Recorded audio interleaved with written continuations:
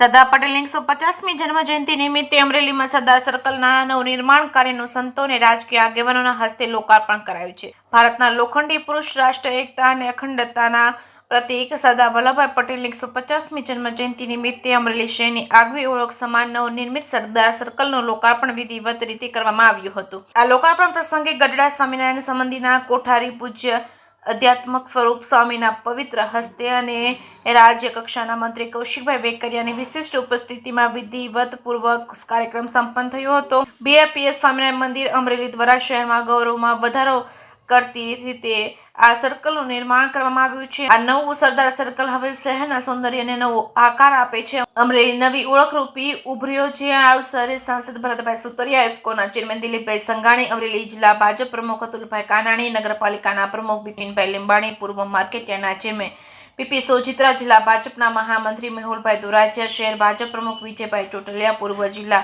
ભાજપ પ્રમુખ રાજેશભાઈ કાબરિયા, નગરપાલિકાના chief officer VC Rathod સહિતના અગ્રણીઓ ઉપસ્થિત રહ્યા હતા. જે કે સિંધુ સાથે મૌલિક દોશી, અમરેલી.